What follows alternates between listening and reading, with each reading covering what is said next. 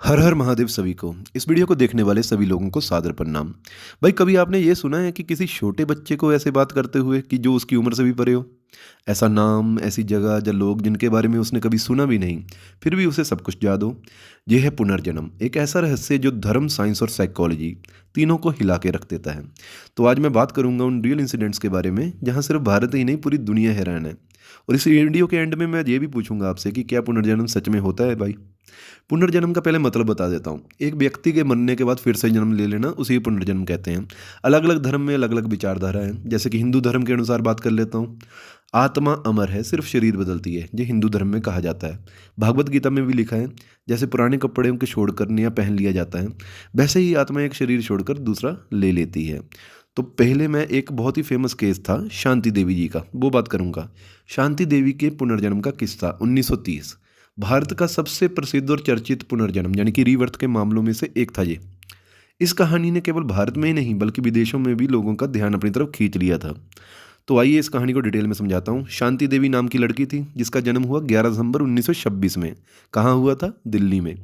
और जब वो 4 साल की थी तो उसने कहा कि मेरा जन्म यहाँ नहीं हुआ, मैं किसी और जगह की रहने वाली हूँ। तो उससे पूछा किस जगह की, तो उसने बोला मथुरा की। उसने कहा कि मेरा पहले नाम लुगदी देवी था। उसकी एक व्यक्ति से शादी भी हुई थी जिसका नाम केदारनाथ था और उनका एक बेटा भी है। उन्होंने ये भी कहा कि उनकी पहले की ज़िंदगी में प्रसव के दौरान उनका निधन हो गया। प्रसव के दौरान मतलब जब वो डिलीवरी देने के टाइम पे, चाइल्ड बर्थ के टाइम पे उनका डेथ हो गया था, निधन हो गया था। जब उनके माता पिता ने पहले उनकी बातों को नज़रअंदाज किया, तब शांति देवी ने और डिटेल बतानी शुरू कर दी। उन्होंने मथुरा की गलियां, मंदिरों और लोगों के नाम तक बताए, जैसे कि केदारनाथ का घर, उसके कपड़े, उसकी दुकान का लोकेशन एटसेट्रा। ये सब एक छोटी लड़की के लिए जानना असंभव था जब तक उसने ये सब देखा ना हो। ठीक है जी। तो 1935 में उनकी कहानी इतनी मशहूर हो गई कि इस पर इन्वेस्टिगेशन होने लगा। केदारनाथ नाम का एक व्यक्ति सही में था मथुरा में, और उसकी पत्नी लुगदी देवी की 1925 में प्रसव के दौरान मृत्यु हो गई थी, जैसे कि शांति देवी कह ही रही थी। जब केदारनाथ और उसका बेटा दिल्ली आए तो शांति देवी ने तुरंत उन्हें पहचान लिया। उनका बेटा और कुछ पर्सनल बातें भी उन्होंने बताई जो कि सिर्फ पति पत्नी जानते होंगे। महात्मा गांधी जी तक जब ये बात पहुंची तो उन्होंने एक कमेटी बनाई।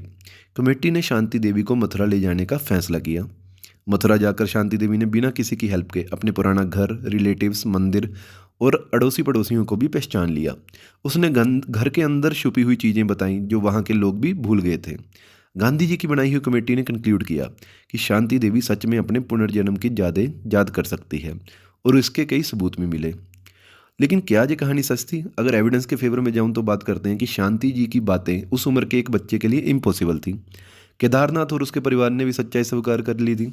इंडिपेंडेंट इंक्वायरी ने भी काफ़ी पॉइंट्स को वेरीफाई किया। उनकी मेमोरीज स्पेसिफिक और एक्यूरेट थी, जैसे कि घर का नक्शा, डब्बे में छुपी हुई चीज़ें और भी काफ़ी कुछ। लेकिन जिन चीज़ों पे संदेह किया जा सकता है वो ये है कि शायद किसी तरह इन्फॉर्मेशन उन तक पहुंचाई गई हो। साइकोलॉजी के कुछ एक्सपर्ट्स इसे सबकॉन्शियस मेमोरी मानते हैं। पैरानॉर्मल एक्सपर्ट्स भी डिवाइडेड रहते हैं इस पर।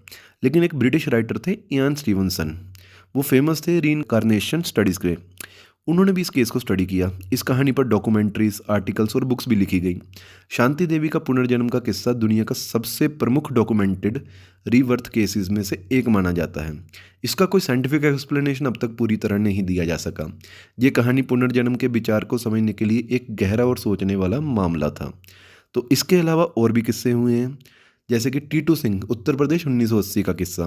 बरेली का एक टीटू सिंह था जो बार बार कहता था कि वो पहले सुरेश वर्मा था, आगरा में इलेक्ट्रॉनिक शॉप चलाता था। उसने अपने पुराने घर का एग्जैक्ट एड्रेस अपनी माँ, भाइयों के नाम तक बताए।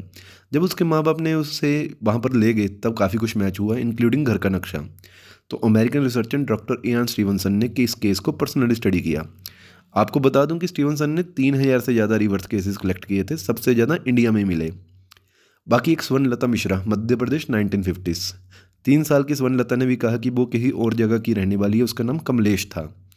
उसका पुराना घर, पुराना नाम, पुराने गांव के लोग सब जानते हैं, और जब कंफर्म किया गया तो वो भी सच निकला था। अगर बोनस मेंशन करूं तो गोपाल शर्मा नाम का एक बंदा था राजस्थान का। उसे बचपन से ही एक पुरानी हवेली, एक गाड़ी और एक तलवार के सपने आते थे। जब वो 7 साल का था तो उसने लिखा कि मैं गोपाल सिंह राठौड़ हूँ, एक योद्धा जिसका वध हुआ था। आर्कियोलॉजिकल टीम ने उस जगह खुदाई की और उसके सपने से मिलती जुलती वस्तुएं भी वहाँ पर मिली थी। साइंस पुनर्जन्म को डायरेक्ट एक्सेप्ट नहीं करता, लेकिन कुछ रिसर्चर क्यूरियस हैं। जैसे कि doctor Ian Stevenson university of Virginia, 40 साल से ज़्यादा तक उन्होंने रीबर्थ पर रिसर्च किया। इंडिया, श्रीलंका, लेबनान, यूएसए, सब जगह से एविडेंस कलेक्ट किए। इन्होंने कहा ये केसेस इग्नोर नहीं किए जा सकते, इनमें कुछ तो है। अगर न्यूरोलॉजी व्यू लूँ तो कुछ लोग कहते हैं कि ये जेनेटिक मेमोरी भी हो सकती है। कुछ लोग इसे फैंटेसी, हेलुसिनेशन या कल्चरल कंडीशनिंग भी मानते हैं। और अलग अलग धर्म में अलग अलग किस्से तो है ही हैं भाई, कि आत्मा अमर है, कर्मों के आधार पर पुनर्जन्म होता है, लेकिन आत्मा की जगह कोई कहते हैं कि कॉन्शियसनेस का आइडिया होता है। क्या ये सब केसेस रियल हैं? अगर जेन्युइन हैं, कुछ जेन्युइन नहीं भी हैं, कुछ कहते हैं कि मनगढ़ंत कहानी भी हो सकती है। तो हो सकता है हम सब किसी न किसी कहानी का पुनर्जन्म हो। शायद कुछ अधूरे कर्म, कुछ अधूरे रिश्ते या कुछ अधूरे सपने हमें वापस इस दुनिया में ले आते हैं। आप क्या सोचते हो? आप पुनर्जन्म में मानते हो या नहीं? तो अगर मानते हो तो भाई ज़रूर बताना। इस वीडियो के लिए बस इतना ही। अंत में कहूँगा जय हिंद और जय भारत।